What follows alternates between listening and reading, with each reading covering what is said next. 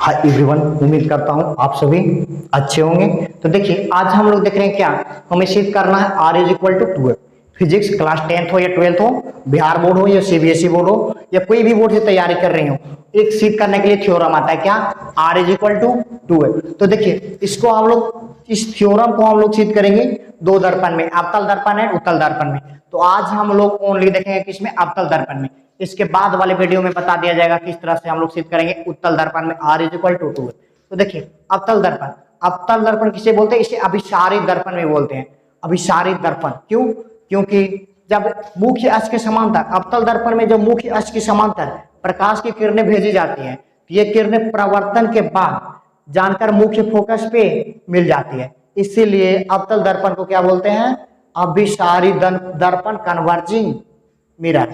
तो देखिए, सबसे पहले माना कि M और M' एक अवतल दर्पण है जिसके मुख्य फोकस F एवं सेंटर ऑफ कर्वेचर C है।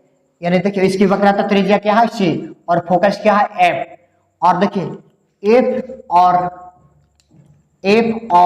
मिरर के बीच की दूरी को हम लोग क्या बोलते हैं, फोकस दूरी।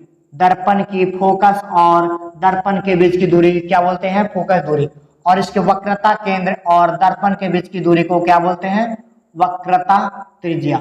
वक्रता त्रिज्या को हम लोग r से डिनोट करते हैं और फोकस को हम लोग स्मॉल f से डिनोट करते हैं। तो हमें देखिए सिद्ध क्या करना है, r is equal to 2f। तो देखिए, एक माना कि एक प्रकाश के मुख्य अक्ष के समांतर एक प्रकाश की किरण हम लोग अवतल दर्पण पे भेजते हैं, और जब अवतल दर्पण मुख्य अक्ष के समांतर प्रकाश की दर्पण पे भेजते हैं, तो देखिए ये परावर्तन के बाद ये जानकर अवतल दर्पण के बिंदु B पे मिलते हैं और यहाँ से परावर्तन के बाद मुख्य फोकस से लौट जाती है। कहाँ से लौट जाती है, मुख्य फोकस से लौट जाती है। और देखिए, अब मुख्य फोकस से लौट जाती है तो यहाँ से हमें क्या करेंगे, परपेंडिकुलर ड्रा करना, यानी एक लंब ड्रा करना है किसके, दर्पण पे इंसिडेंट रे यानी आपतित किरण और परावर्तित किरण के बीच में। देखिए, जब हम लोग एक प्लेन मिरर की बात करते हैं, किसकी बात करते हैं, प्लेन मिरर की, तो हम लोग ने प्रकाश के प्रवर्तन के दो नियम पढ़े थे। पहला आपतित किरण और परावर्तित किरण, और दर्पण बिंदु आपतन बिंदु पे डाला गया लंब, तीनों एक ही प्लेन में होते हैं। और दूसरा हम लोग क्या पढ़े थे, आपतन कोण प्रवर्तन कोण के बराबर होता है, आपतन कोण प्रवर्तन कोण के बराबर होता है। तो देखिए, इसमें अगर हमें क्या दर्पण पे अगर परपेंडिकुलर ड्रा करना रहता था तो हम लोग दर्पण के साथ 90 डिग्री का एंगल बनाते थे। बट ये जो दर्पण हम लोग पढ़ रहे हैं ना, ये कैसा दर्पण है, गोलीय दर्पण है। कैसा दर्पण है, गोलीय दर्पण। अब ये गोलीय दर्पण है, कहीं ना कहीं एक सर्किल का पार्ट है, और जब भी सर्किल का पार्ट होता है या गोलीय दर्पण होता है, तो इस पे जब हम परपेंडिकुलर ड्रा करते हैं तो परपेंडिकुलर आके किस में मिल जाती है, इसके सेंटर पे। इस आयत का, सर्किल का जो सेंटर होगा वहीं पे आकर मिल जाएगी। कहीं से भी इसका अगर परपेंडिकुलर हम ड्रा करते हैं तो आकर कहाँ पे मिल जाती है, सेंटर पे। इसी तरह ये दर्पण कैसा एक अवतल दर्पण है, यानी गोलीय दर्पण का एक भाग है अवतल दर्पण। तो देखिए, इस पे अगर हम परपेंडिकुलर ड्रा करेंगे तो परपेंडिकुलर ड्रा कहाँ आकर मिल जाएगी, इस दर्पण के सेंटर पे। तो देखिए, इसके बाद हम लोग क्या पहले से प्रकाश के प्रवर्तन के नियम में पढ़े थे, क्या पढ़े थे, अवतल दर्पण क्या पढ़े थे, आपतन कोण प्रवर्तन कोण के बराबर होता है, यानी I is equal to R। क्या पढ़े थे भाई, I is equal to R। या तो हम क्या लिख सकते हैं, angle ABC is equal to angle CBF। कहां से, प्रकाश का प्रवर्तन के नियम से, प्रकाश के परावर्तन के नियम से। ये हो गया, इसको मान लेंगे क्या, इक्वेशन फर्स्ट। इसके बाद देखिए, हम लोग 9th क्लास में क्या पढ़े थे, कोई दो लाइन, क्या, कोई दो लाइन यदि पैरेलल हो और इसको कोई तिर्यक रेखा कट करती है तो इसके एकांतर कोण बराबर होते हैं।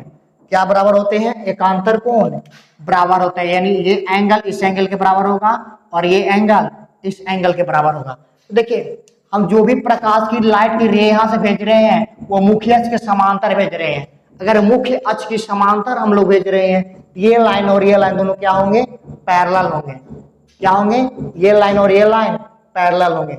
अगर ये दोनों लाइन पैरेलल है और ये एक रेखा है जो इसको कट कर रही है, तिर्यक रेखा, तो ये कोण के बराबर होंगे एकांतर कोण से, कर सकते हैं ना, बिकॉज क्यों, क्योंकि ए बी पैरेलल है किसके, सीपी के। यहां पे हम लोग लिखेंगे, क्या लिखेंगे, ए बी समानांतर पीसी। अगर ये दोनों रेखा समानांतर है तो इसके क्या एकांतर कोण बराबर होंगे, यानी angle A B C is equal to angle B C F. क्या होंगे, एंगल बी सी एफ। अब देखिए इसको क्या मान लेंगे हम लोग, ब्रैकेट में लिख देंगे एकांतर कोण। क्या लिखना है, एकांतर कोण। इसको मान लेंगे इक्वेशन सेकेंड। देखिए इक्वेशन फर्स्ट और इक्वेशन सेकेंड से, यहां पे ट्रायंगल क्या है, एबीसी, एंगल एबीसी, यहां पे क्या है, एंगल एबीसी। अगर इसका बायां पक्ष बराबर है, एलएचएस बराबर है, तो इसके आरएचएस भी क्या होंगे, बराबर होंगे। हमें यहाँ पे क्या लिखना पड़ेगा, समीकरण 1 और 2 से स्पष्ट है। क्या स्पष्ट है, इसका अगर एलएचएस बराबर है तो आरएचएस भी क्या होंगे, बराबर होंगे। यानी angle C B F is equal to angle B C F. अब देखिए हम लोग चलते हैं, क्या यहाँ पे एक त्रिभुज का फॉर्मेशन हो रहा है। क्या हो रहा है, त्रिभुज का फॉर्मेशन, यानी त्रिभुज बी सी एफ में। यहां से हम लोग क्या लिखेंगे, ट्रायंगल बी सी एफ में। तो देखिए ये वाला कोण, ये एक एंगल और ये एक एंगल, ये देख रहे हैं दोनों इक्वल है। कैसे इक्वल है, अगर ये आई है तो हम ये क्या लिखेंगे, ये भी क्या होगा, आई होगा, बिकॉज आपतन कोण प्रवर्तन कोण के बराबर होता है। और दूसरे बात हम लोग क्या देखे थे, अगर ये आई है तो ये भी क्या होगा, आई। कैसे, एकांतर कोण से, क्योंकि ये दोनों लाइन कैसे एक दूसरे का पैरेलल है। तो हम यहां से लिख सकते हैं ना, क्या लिख सकते हैं, एंगल एबीसी, क्या लिख सकते हैं, एंगल सी बी एफ किसके बराबर है, एंगल बी सी एफ। अब देखिए हम लोग क्या पढ़े थे कि किसी भी त्रिभुज का यदि दो एंगल बराबर होंगे तो उसके दो साइड भी इक्वल होंगे, या किसी भी त्रिभुज का दो साइड इक्वल है तो उसके दो एंगल भी क्या होंगे, इक्वल होंगे। तो देखिए ये एंगल और ये एंगल दोनों क्या है, आपस में इक्वल है। अगर ये एंगल तो इसका करस्पॉन्डिंग एंगल यानी इसका सम्मुख भुजा क्या होंगे, ये, और इसका सम्मुख भुजा ये, यानी कहीं ना कहीं जो बीएफ होगा सीएफ का इक्वल होगा। हम कह सकते हैं ना, क्योंकि ये दोनों कोण क्या है, आपस में इक्वल है।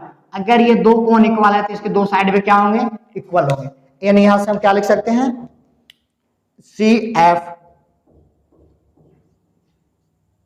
Is equal to B F.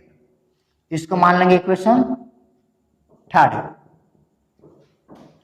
अब देखिए हम लोग यहां से थोड़ा सा समझने के प्रयास करते हैं।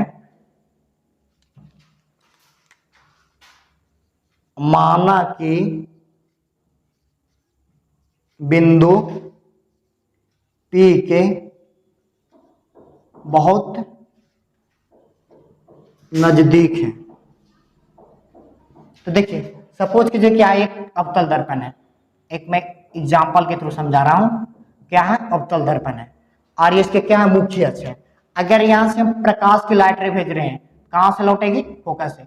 अगर यहां भेजेंगे तो भी कहां से लौटेगी, फोकस से। अगर यहां से भेजते तो भी कहां से लौटेगी, फोकस से। अगर यहां से भेजते तो भी कहां से लौटेगी, फोकस से। अगर इसके यहां से भेजते तो भी कहां से लौटेगी, फोकस से। तो कहीं ना कहीं ये जो बी बिंदु है, या तो जो ए बी लाइट रे जा रही है, वो माना कि तुम पी के बहुत नजदीक है। कहां पे है, पी के बहुत नजदीक।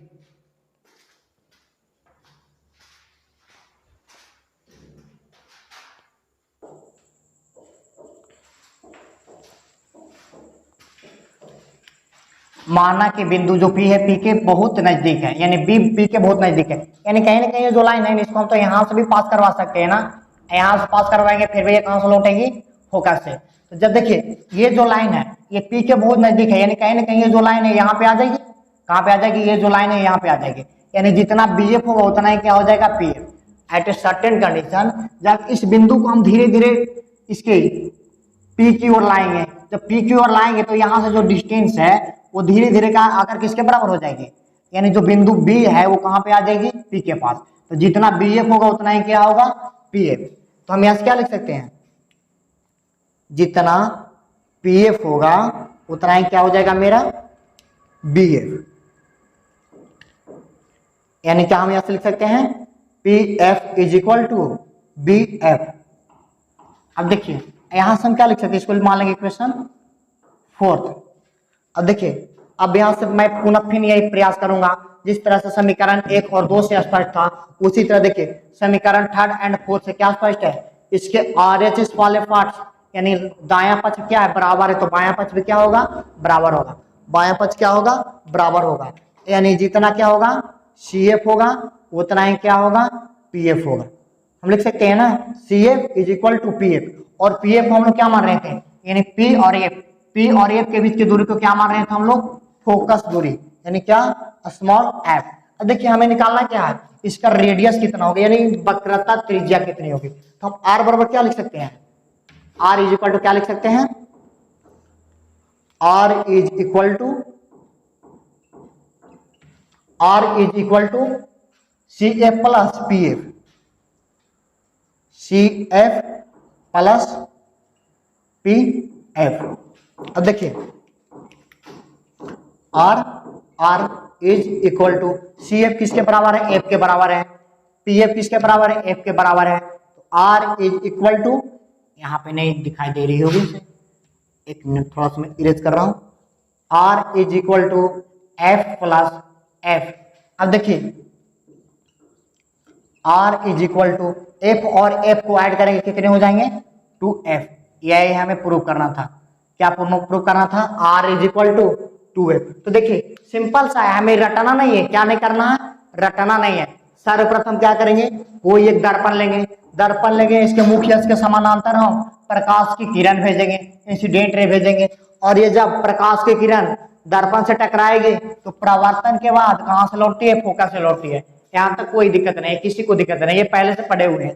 तो देखिए हमें करना क्या, अगर ये दोनों कोण बराबर है, हमें उतना नहीं याद रखना है कि r बराबर 2f सिद्ध करना है, हमें क्या सिद्ध करना है, सबसे पहले हम इसकी जो त्रिभुज बन रही है ना, यहाँ पे ये जो त्रिभुज का फॉर्मेशन हो रहा है, इसका कोई दो एंगल को हम इक्वल करेंगे। क्या करेंगे, कोई दो एंगल को इक्वल करना है, दो एंगल को इक्वल करना है। यानी सबसे पहले हम लोग क्या सोचेंगे, यही सोचना है कि जो आई होता है r के इक्वल होता है, यानी ये दोनों एंगल क्या होगा, बराबर होगा। अगर ये x डिग्री है तो ये भी क्या होगा, x डिग्री। यहाँ तक कोई दिक्कत नहीं है, ये हम लोग कहां से कर लेंगे, प्रकाश के प्रवर्तन के नियम से। इसके बाद हमें क्या करना है, देखिए हम लोग पढ़े थे दो लाइन यदि परपेंडिकुलर समानांतर है यानी पैरेलल है, तो इसके एकांतर कोण क्या होते हैं, बराबर होते हैं।